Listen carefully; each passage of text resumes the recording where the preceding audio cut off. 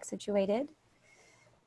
And before we do, if you've just hopped on, please introduce yourself in the chat. We are a community. We want to hear from you. We want to say welcome.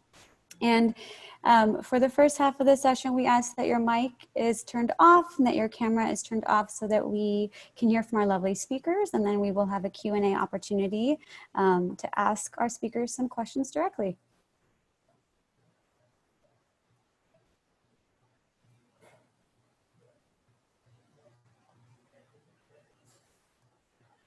Well, good evening, everyone. My name is Priya Soda.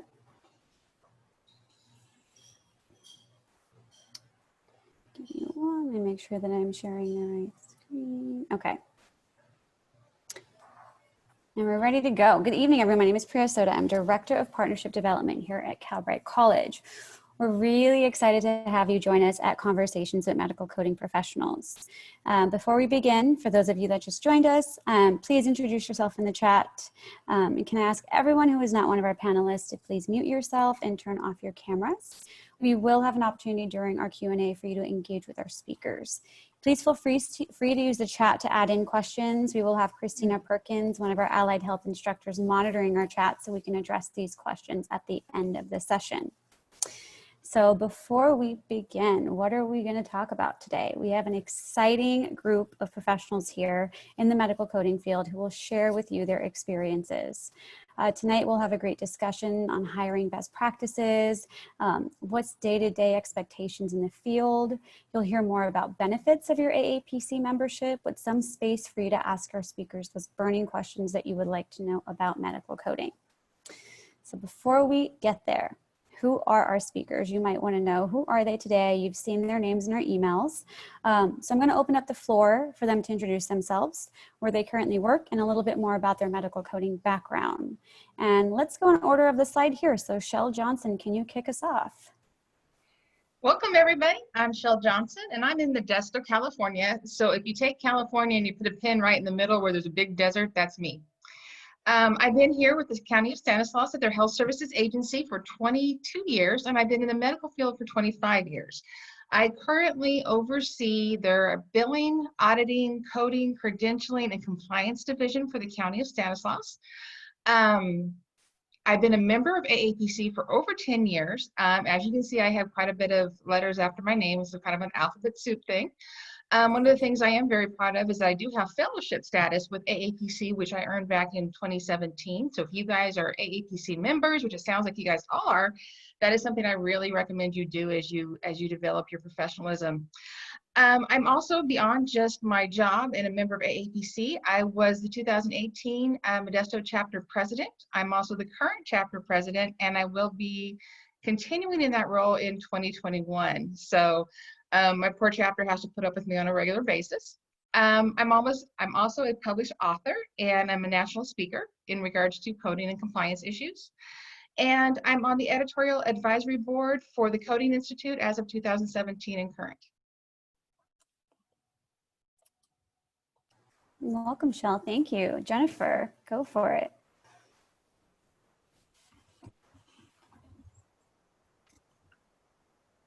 Am I unmuted now? I think so. Hi, everybody. I am in Lathrop, California. For those of you that don't know where that is, it's between Tracy and Stockton. I've been in medical coding since 2011, so almost 10 years. And I've been working at my current position at University Healthcare Alliance for the last 2 years, 2.5 years. It'll be 3 in next February. I started out doing the typical set of coding that you would find a coder doing, and have moved now into onboarding clinics and doing provider education for updating their getting going on Epic and that sort of thing. I am currently the president of the San Jose chapter, which I actually had a lot of help starting in 2014. So we're a relatively new chapter, but I've been an officer in some chapter for probably 5 out of the last 10 years. So, and I've worked hard on my certifications. As you can see, I have quite a few letters as well. And I really want to get my CDEO. I really hope we can take tests again soon. So that's me.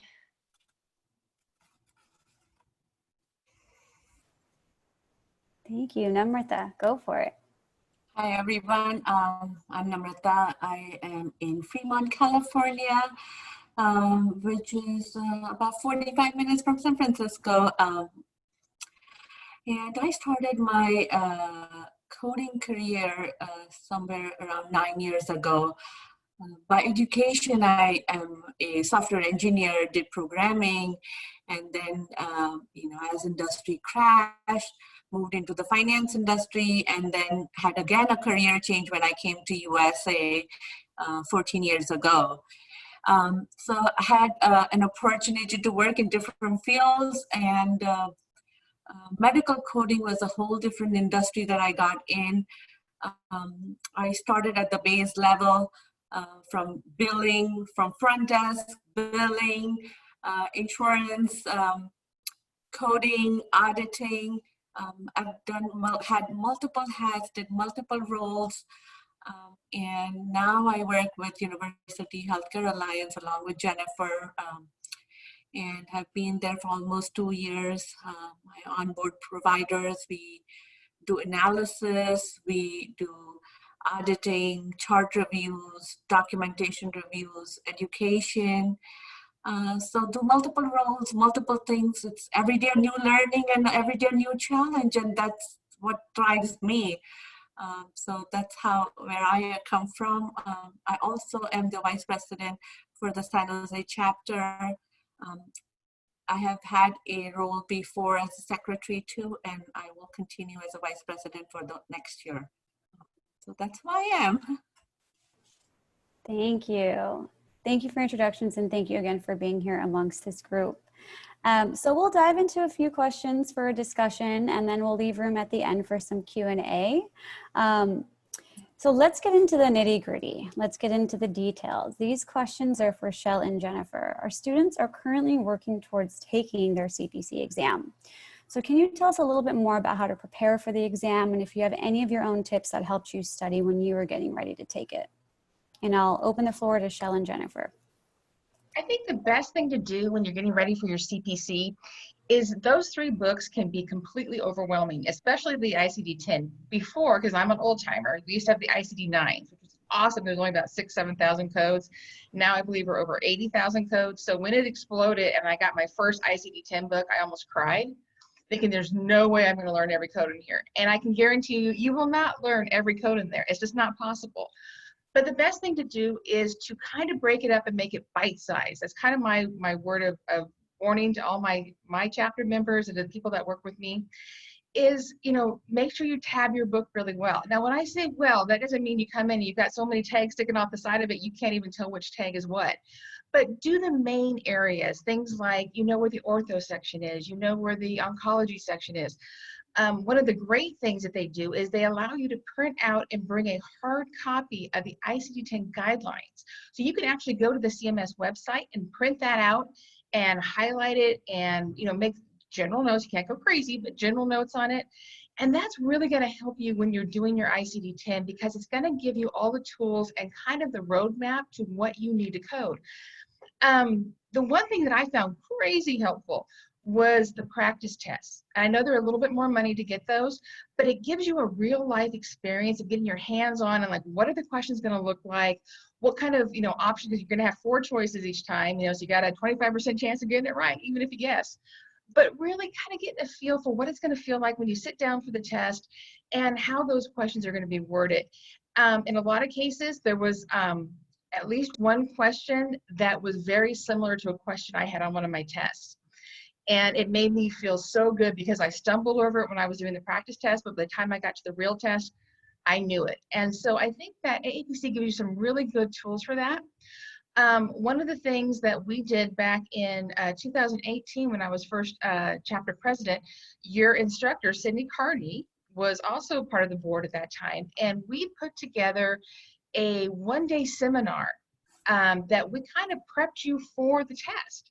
And we went over some of the highlights, some of the ICD-10 guideline rules, some of the CPT things, a couple of the HCPCS things that were kind of tricky.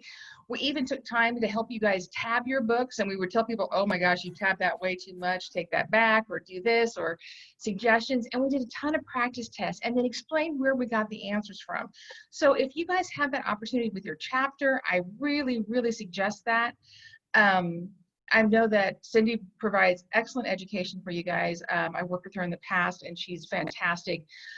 So really, my biggest thing is tab, breathe. Breathing is very important because it is a little, overwhelming to get ready for the test.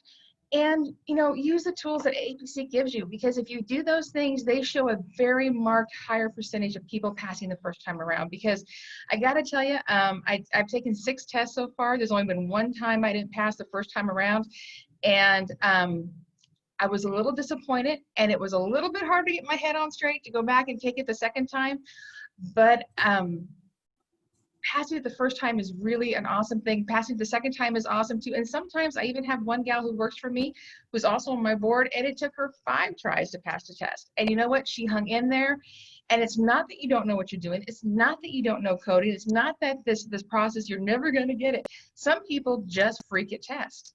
And that's just a hard thing to get over, because you kind of go back to your junior high and high school days, and you're looking at that white piece of paper going, oh my God, I'm never going to make it. You're going to do fine. And really practice, practice, practice, and ask for help when there's something you don't understand. So that's my long explanation of go get him, Tiger. One thing I found helpful when I was studying for the tests that I've taken is having the name of the category of the codes is great. Knowing that this set of codes is cardiology is wonderful, but when you're taking the test and they give you a code to look up, it's really helpful to have the range of codes on that tab. So I know that the CPC or the CPT book now comes with tabs at the front that you can kind of place throughout, but they have the name of the section.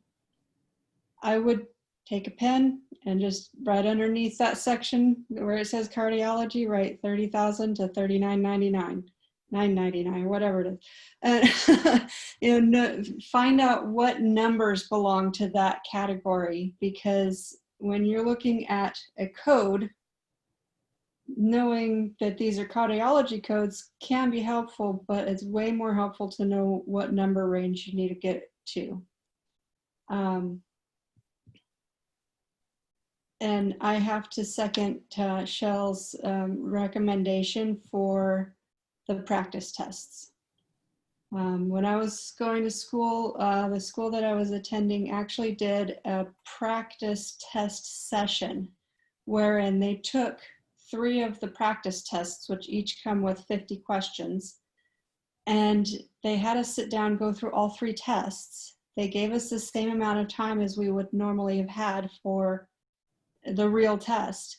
And you kind of got a feel for what it feels like to sit there for 5 hours and 45 minutes or whatever the time is, because practicing 50 questions at a time for a couple of hours is a good start. But if you've never sat for a long test like that, you would be surprised how overwhelming just sitting for that long can be. Also, think about breaks. Because if you need to take a break, it's okay, they'll let you do that. But the clock doesn't stop for you. It keeps going. So, there's probably a bathroom down the hall or something like that. And if you need to get up in the middle of the test and go to the bathroom, they'll let you. But you lose that time from the test. So, bring a bottle of water, bring a quiet snack to eat. During my first test, I started getting distracted and couldn't figure out why for a second, and then I realized I was hungry. So having a little bit of trail mix there was real helpful, because I ate just a couple of bites and it was enough to let my brain focus on the test again. So plan about things like breaks and food and water, and your brain needs water to operate. So don't let yourself get dehydrated just to avoid going to the bathroom. Plan it with at least one bathroom break halfway through the test or something. And do those practice tests. That's going to be the best thing that you can do. I remember I did some practice tests, and then I went in for the real test. And one of the questions, the exact same question that was on one of my practice tests, was on my real test. So not a guarantee that'll happen, but I was very shocked to find that that was the case. But it made me happy because I knew the answer to it. I'd practiced it several times. So, and the guidelines, you gotta know the guidelines. I know that it can be kind of boring sitting there reading through, if you're doing this kind of coding, this code has to go before that code. But understanding those guidelines can make the difference between getting your codes in the correct order and not. So you gotta know those guidelines really well. Thank you. Thank you so much, Jennifer and Shell. So another hot topic on our students' mind is, what is the job search process like? So Shell, I'll throw this one back to you. What is the job search process like? What are the places to look for jobs? What are some suggested job titles to search for in the early stage of your career? And I'll open up the floor there. I think what I hear the most from people is the frustration of getting their foot in the door. That most places are going to be, hey, you got a CPC, that's awesome. What about some real life experience? And that's where people are like, but how do I get real life experience if I can't get a job? So it's kind of that, chicken before the egg kind of scenario. So one of the things I tell people is, quick story, is I didn't start out in coding. Not at all. I was in college and I needed a job that worked around my college schedule. And my dad worked at the hospital and he said, hey, there's a job in the ER doing triage. You want to come work it? It's 11 o'clock at night until 7 in the morning shift. And I went, right on. I can study, I can do this, it won't be too bad. I'm telling you, that was a learning experience. I mean, some serious blood and guts. If you guys want good stories, I got great stories. But the thing is that it kind of started me on that path. And then I went from there and I went down, I worked at a Blue Shield office and learned a little bit about that. I saw these numbers on these forms and had no idea what they meant, but I knew if I pushed this button or that button, things would happen on the computer. And little by little, I actually gained some knowledge in the medical field. And so what I tell people is, your first job out the door may not be that coding job, but let's say it's a receptionist job, or maybe it's additional clerical support in the back. If you get that on your resume, we're not looking for specific, did you do this function, but just that you've had some experience in an office, knowing what the day is like, kind of getting your foot in the door. You've seen some claim forms, you've seen some codes. It really helps you kind of start out. Now, if you're able to jump right in and you've got that experience under your belt and you've got your CPC and you're ready to hit the road, it's really hard to kind of find a job sometimes. So one of the things that we recommend is, there's a lot of websites that are really helpful, such as LinkedIn. You can open a profile on there and put in your certificates, and you can even upload your resume to it. And that's a really good place for people to look for jobs. Currently, my office happens to be hiring a coder, which is the first time in like 10 years. So I actually, our window closes tomorrow for applications, but you would find it under coder. It's actually under medical biller 2, which you're going, what does a medical biller have to do with coding? Unfortunately, sometimes that's just the way they title the job. Now, a medical biller 1 actually does medical billing, but a medical biller 2 actually does coding and auditing. Now, that is just a crazy thing. So sometimes it's really hard to find that. A really good way is going out and doing job searches. You've got places like, for us, a lot of county sites will have jobs because most counties have hospitals and doctors' offices or related to that sort of search, and they don't require as much background as maybe a private office would. So looking at your county websites is a really good place to start. Going to local hospitals and looking on their websites is another great way to start.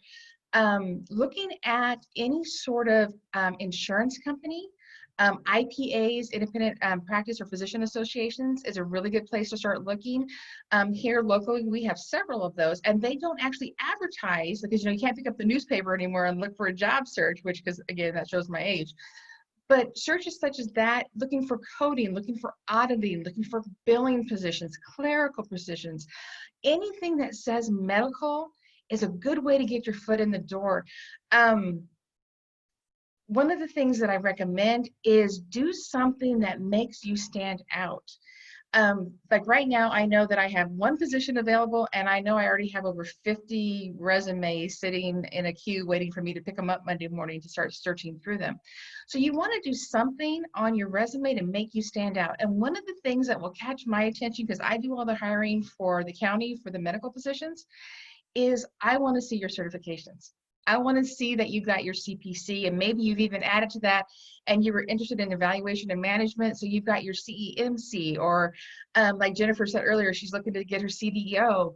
All these things make a difference. My dad always said, it doesn't matter what piece of paper is behind your name, as long as there's something there that says you're an expert. That's the stamp of approval. And for people like me in my division, I specifically put on my hiring list that I need somebody with a CPC or CPMA. So these are things that you're going to have behind you that's going to give you ahead of everybody else in the queue. So when you put your name at the top, make sure you put that CPC or CPMA or whatever it is you have after that, because that's really is what it's going to catch my attention first. Like, oh wow, they not only do they have experience, they've got that. That means they went above and beyond. That means they passed that really long 6-hour test with AAPC, and that means they really know something, because that's not an easy test to pass. So that's what I would recommend when you're searching for a job. Make yourself stand out. Make sure you've got that piece of paper behind you. And if at all possible, get letters of recommendation. Recommendations go a long ways. And that doesn't mean your next door neighbor who washed your cat for you. That means people like your instructor, Sydney Carney, is going to carry some weight with me. If I see her on there that says, hey, this person really went above and beyond in their education. We spent a lot of time talking. If you have a mentor through the AAPC group, which is a really awesome thing, AAPC, if you're tied into one of the local chapters, we provide mentorships. And so I have a gal on my board who does nothing but hook up people who need mentoring with those who mentor. So it's a great deal, and it's free, and it's something that we're happy to do, because if you really love what you do, and those of us who are in this, we really love what we do.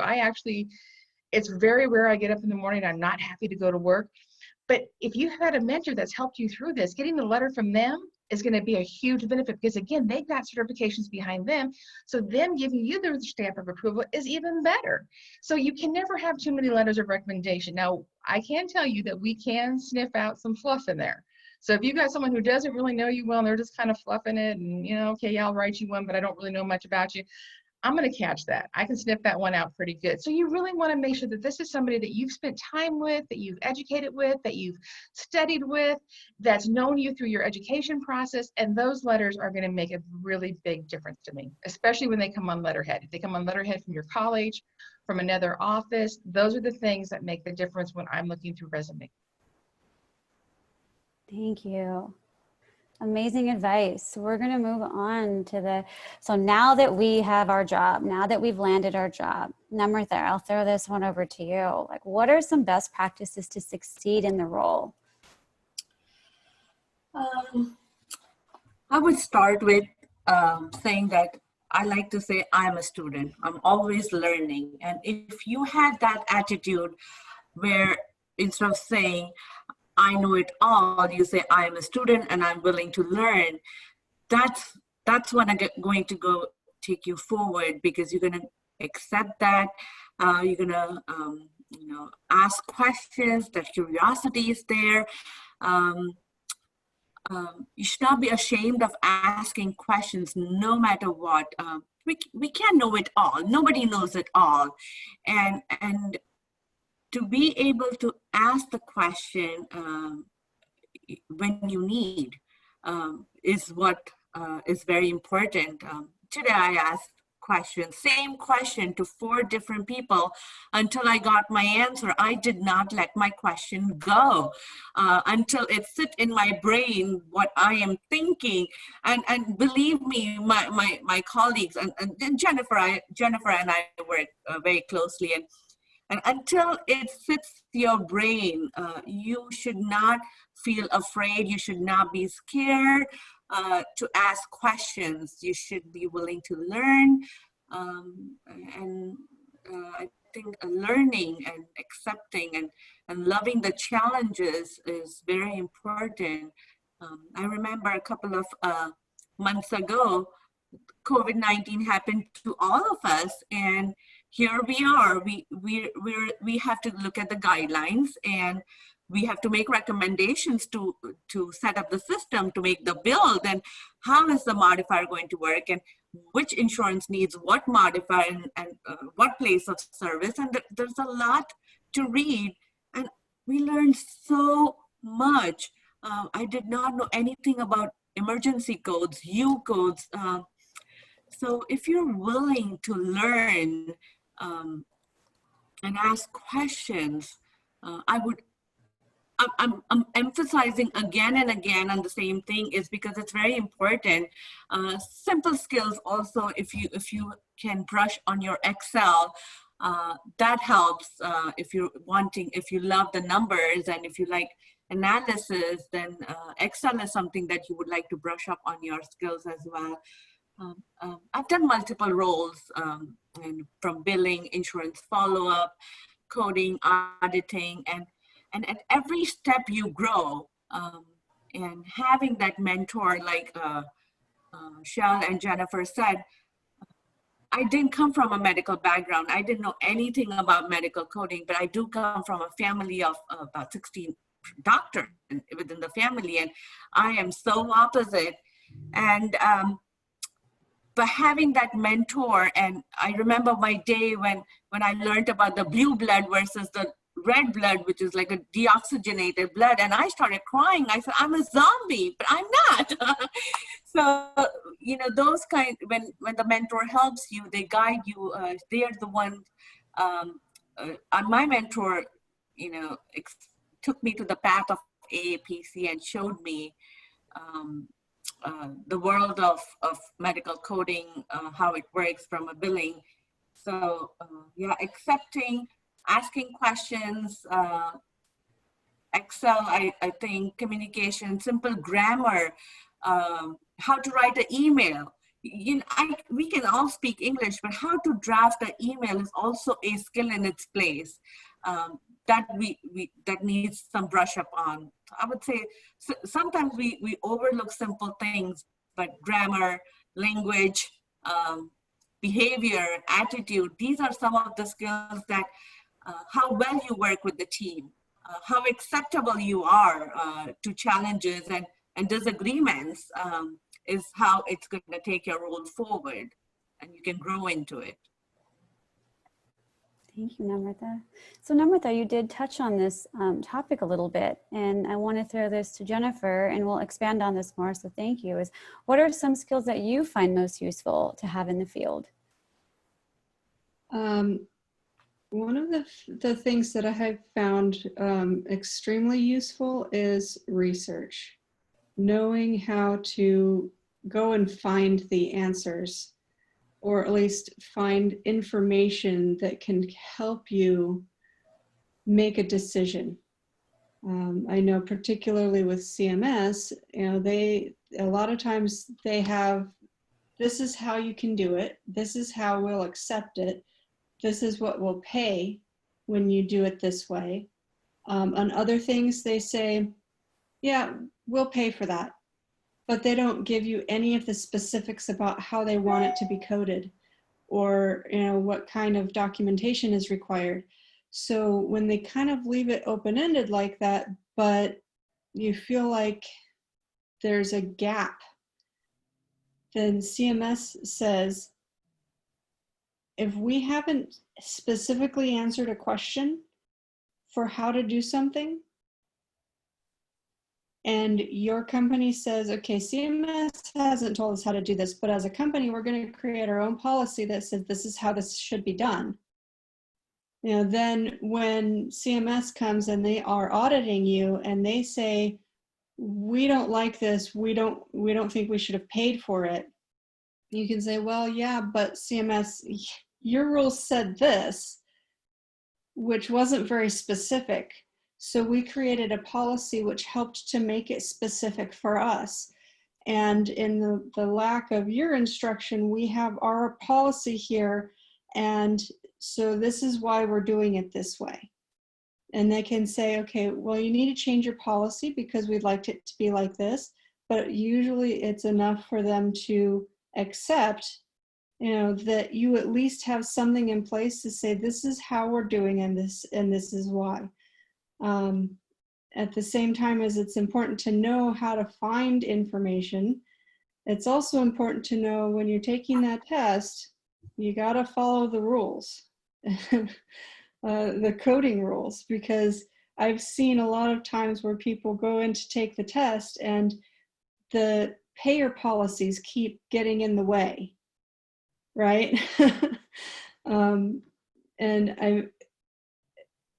So you got to know the rules of coding, but you also have to know how to incorporate those payer policies, because the CPT code book may say, use this code with this modifier in this situation.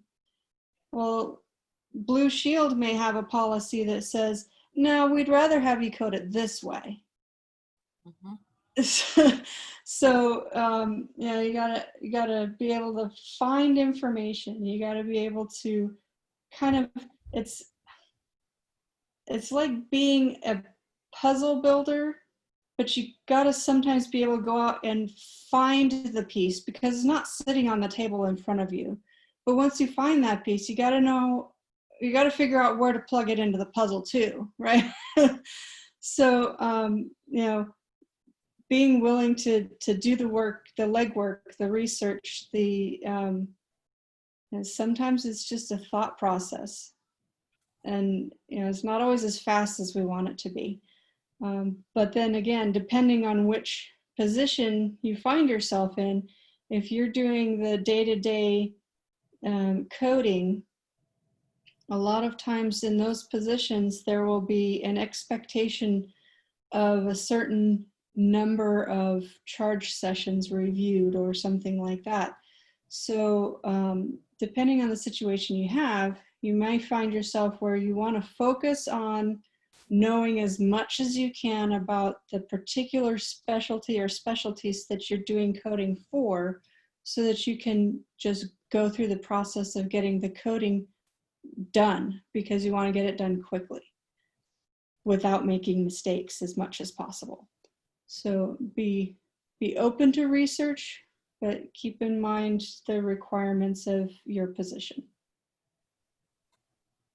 Thank you. So I'm going to move on to the next topic, and I'm opening this to all speakers, but I will have Shell kick us off here.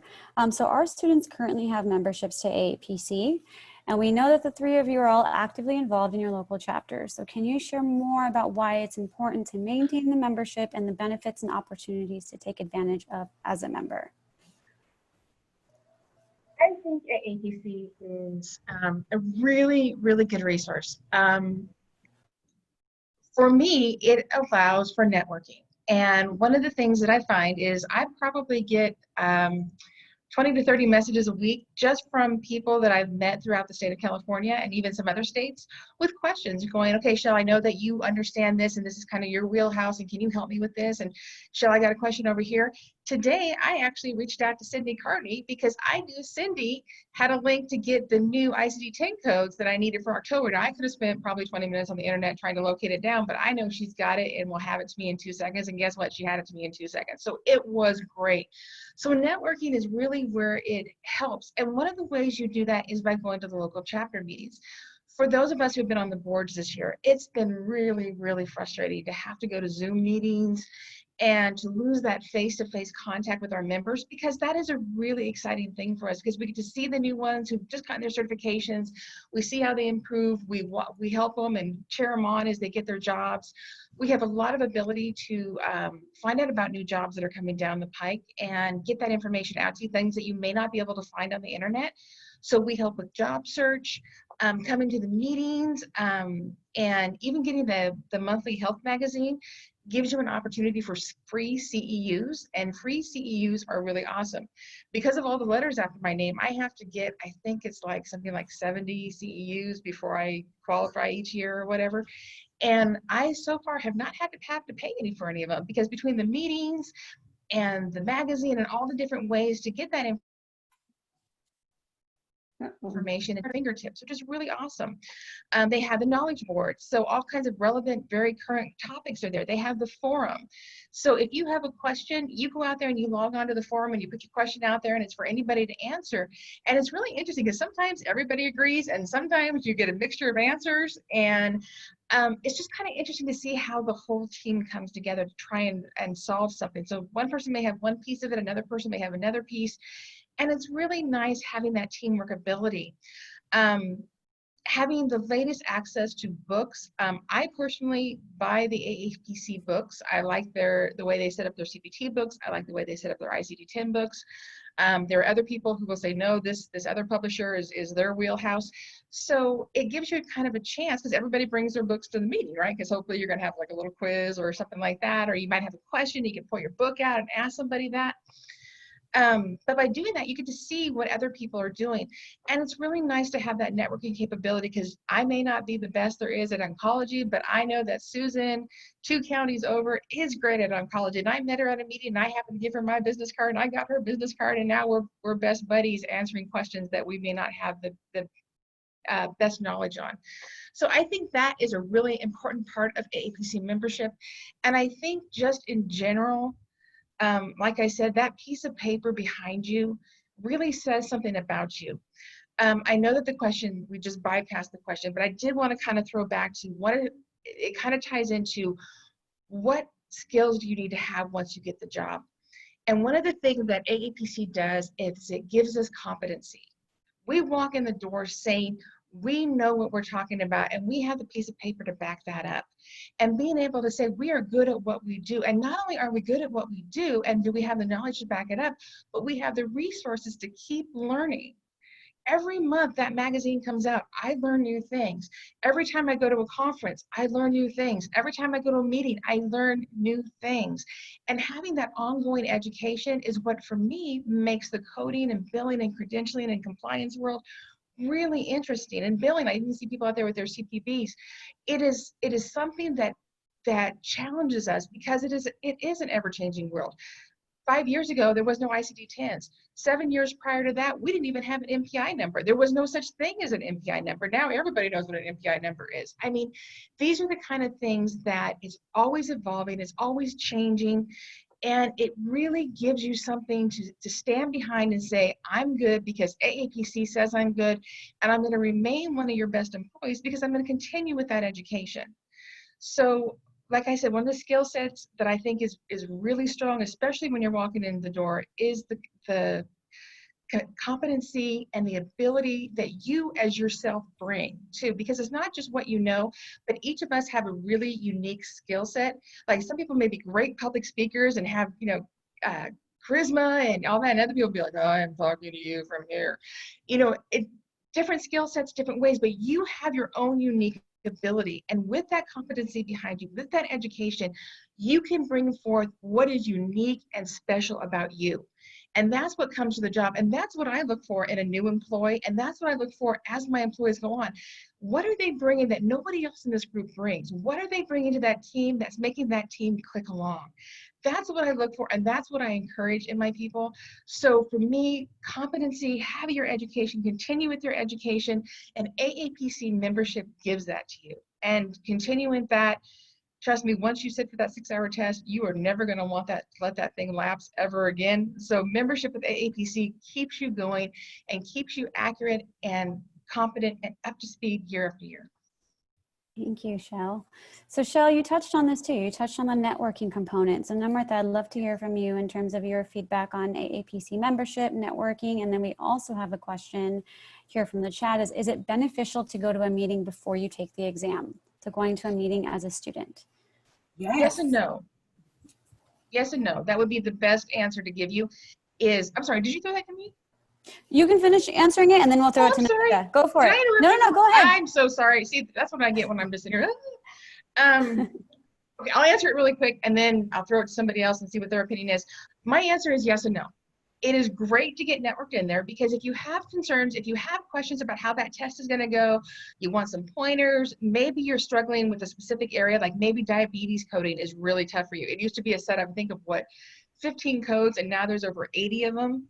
So sometimes a specific section you'll be having a problem in. So if you go to the meeting, you're able to connect with some people who might be able to help and explain that to you. But if you never go to a meeting, is that going to make or break you taking the test? No. But the networking and the ability to ask questions and get competent answers is really there for you. And it's, you know, one-on-one, face-to-face, which makes it really awesome. So sorry about that. Thank you. No, go for it. That's helpful. Namratha, go for it. So I was saying is yes, and no, like what Shel said, I attended chapter meetings before I even knew about what AAPC was, and that's where I learned when I started attending chapter meetings. One of my mentors, she took me, and I learned what is this whole industry about. And that's after attending a few chapter meetings, I thought, okay, I think I can do this because it's all numbers. All my life I work with numbers. And so I said, okay, now I think I can do this. And that's when I went ahead and registered and became a AAPC student. While I was networking, I found out that there was this trainer who was doing a boot camp for 2.5 days. And that's when I did, those boot camps. The networking also helped me. I badly struggled with cardiology. And I always say this, I don't have the heart for the heart. Cardiology does not work. It does not sit in my brain. And when I was networking, I found out some people to guide me, and they connected me with a few coders. I also went and met one of the cardiologists who would sit with me with the model, and there was this coder of his, and the doctor would sit and explain me. So networking and finding that right mentor, and if you find that right mentor, grab that mentor. Don't let that person go. Very, very important. I am here because of the mentor that I had. Very lucky to find people, and if you find that help, and there's somebody that that they're willing to give their time, appreciate their time, value their time, respect it, because nobody has time. Everybody is busy, and if somebody is giving you that time, please appreciate it. So yeah, going to chapter meetings has been an awesome thing for me. That's where I learned a lot. I networked, and after all that is when I went and appeared for my CPC. And let me tell you, I didn't pass my CPC first time. I was sweating. I was sweating so badly, my pencil was sliding off my hand. I was nervous, and I didn't make it. So the next time I wanted to give the test, my mentor is like, you know what, take a towel with you. And when you're sweating, just put your hands on the towel. Don't rub it, just put your hands on the towel, and that will help you. And it did. It really did. I was not sweating anymore, and I passed with flying colors. So finding that right mentor and going to these meetings and making and finding those connections and holding on to the connections is also very important. And it all comes with that attitude, an attitude to learn, an attitude to accept how willing you are and how compassionate and you are to this, and how committed you are is also very important. It all comes into a whole package, how committed you are, and are you willing, and this industry, you can grow from, if you have the potential, you can grow, you can blossom in a very short span of time. And Jennifer and I both are very live examples, coming from a very different background, and where we are at today. It's pure hard work, pure dedication, and those networking, and when we get stuck, we have those people to go back to. Like Shel said, she had a question, she went to Cindy, she got the answer, and that's how AAPC helped us. Oh boy. Namratha, I think we lost you. Are you able to hear me? Now I can, yes.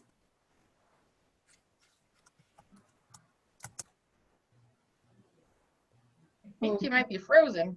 She I might think be. so. I think so. Well, she's figuring that out. I Go think for it. I can put a little bit in here too. For the membership, number one, if you're certified, you gotta stay certified, and that only happens if you stay a member. But I would encourage you all to think about becoming a part of the officers. Find, even if you're not certified, there are, I think, 3 officer positions that can be held even if you're not certified yet. You do have to be a member, but you don't have to be certified. You can be the secretary. You can be,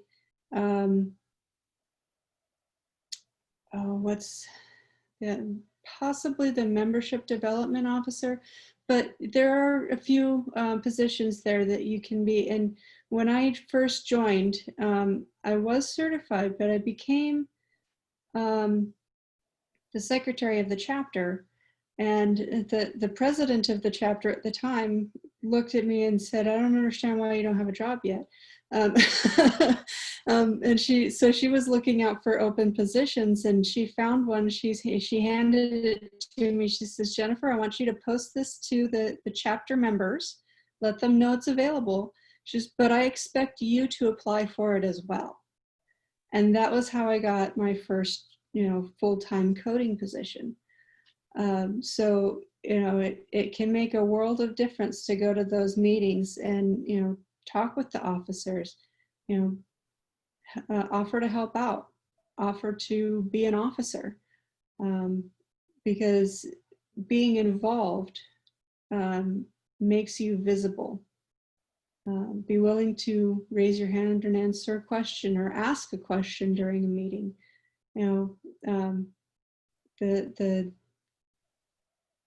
The vocal person tends to get a little more attention. I know not all of us are necessarily outgoing or want to be in the spotlight, but step out of that comfort box just a little bit so that you can be noticed. But yeah, the networking is a really very helpful thing to do. Thank you, Jennifer. So thank you so much for this. This leads us into our next session. With everyone listening here, we would love to hear from you. So we want to take this opportunity. If you'd like to ask a question, you're welcome to raise your hand by accessing the feature in your participants box. Once your hand is raised, I'll call your name. You're welcome to then unmute yourself, turn on your camera, and direct your questions to any one of our speakers or the group as a whole. I will also stop sharing so that if you're open to turning on your cameras and asking a question directly, feel free to do so. Again, the chat is also open for you to ask questions, and we already have a few questions in the chat.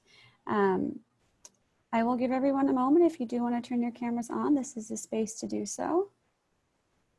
Oh, come on, be brave. I do have a question for you, Shell, in the chat, and I want to be mindful of time. So how different is the exam if I've been preparing for 2020 exam, but I won't be able to take it until 2021? Will there be a huge difference with the exam? No, that's a good answer. We've had that happen a couple of times just because of scheduling or testing availability. And this year, testing availability has been horrible. Because of COVID has jacked up my whole schedule. But the good news is that there will be a minor change when the 2021 test comes along. The most important thing to do is look at the ICD-10 coding changes. That's probably what you're going to see the most on the test. And they don't want to rewrite the test every year. It's 150 questions. They got to do multiple versions of them because, no cheating. But they don't want to rewrite that every year. So the good news is that the majority of the questions are going to remain the same, but they are going to throw in 1 or 2 things that are going to be based normally around the new ICD-10 code. So as long as you're kind of up to speed on what those are, then you should do just fine switching over. Thank you. And a follow-up to that is, can you still use the 2020 coding books for that? Yes. Okay. Yes, you can use the current coding books, or you can use the previous year's coding books. A lot of times when we put on our test, we bring our old coding books with us because, okay, this is shocking, but I cannot tell you how many people show up for a test with no books. or they forgot their hick pick, or they forgot their CPT. And I'm telling you, we had one gal last time when we did the testing in March, and she drove an hour and a half for the test, got there and burst into tears. She left every book at home. So the good news was we had a little happy dance, because we had extra books for her, so we were able to loan those out. Now, of course, it's better to have your own because they're all tabbed the way you know them, but she actually did really well and was able to pass that test, we found out later. So whether it's the current books or the previous year books, you're going to be fine. You're always better to have the most recent books because number one, you're going to want them for your regular job, but number two, it does help you with the test, but it won't make or break that test for you. Thank you. Thank you. So I saw that they had updated new codes recently. This is a question in the chat from Lisa. Are we required to know these before the CPC exam? I'm opening this up to either Jennifer Schell or Namrata. Are you talking about the ICD-10 codes that are coming out in October? If she's referring to that, those will not affect the test until January 1st. So even though they go into play as of October 1st, as far as those of us in the real world coding every day, yes, those apply to us. But as far as your testing, if you still take that test in November or December, it will still be based on the previous year's rules, not the most current ones as of October. Correct. Thank you. So I'll open it up if anyone wants to raise your hand. We have some folks on camera if you have any questions.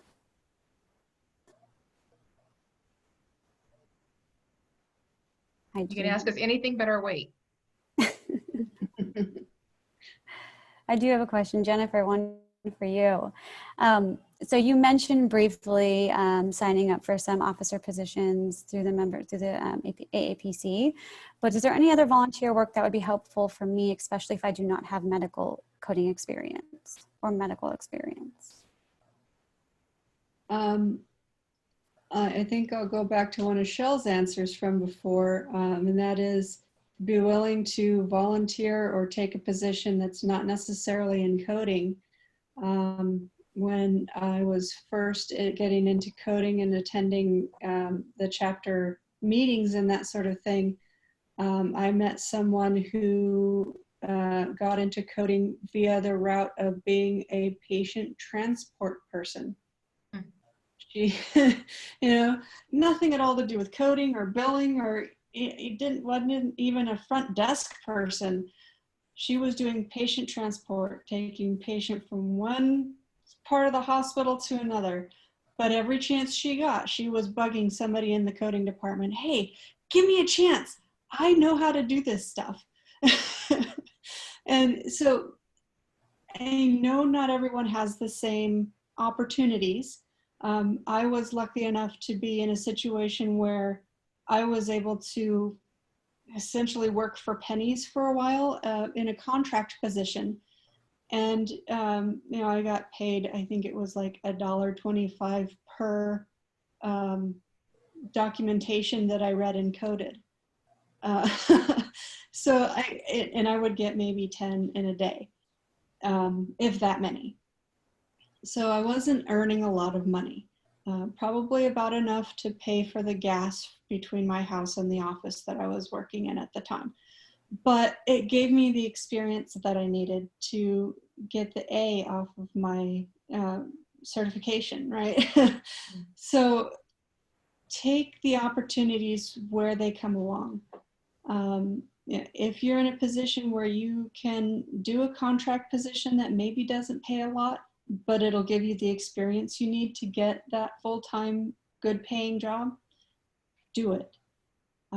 Because that can make all the difference to whether you can get the necessary experience.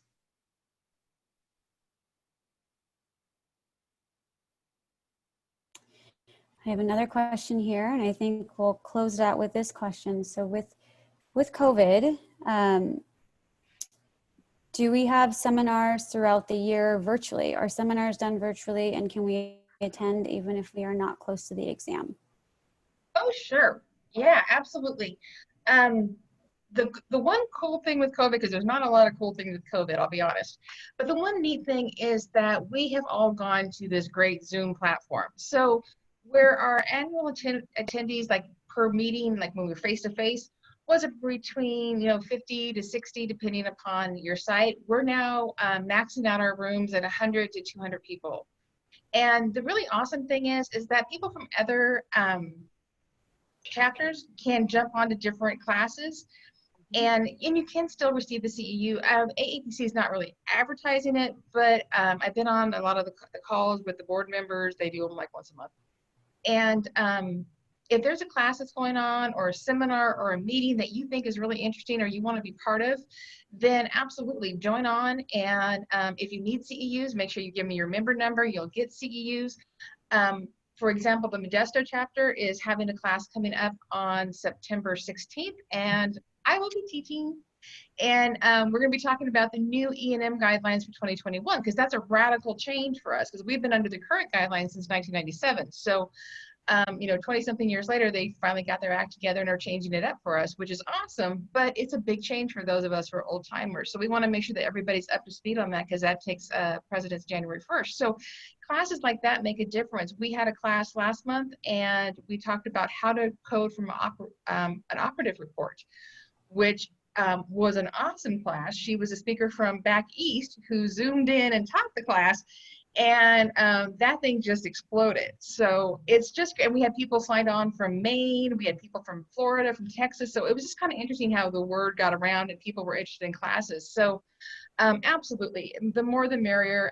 You're never going to be turned away. We're happy to have you. I mean, our goal as your chapter officers is to be here to support you and to give you the education that we possibly can, because we are all in the same boat. Thank you. So anyone else? We have a chance for one more burning question.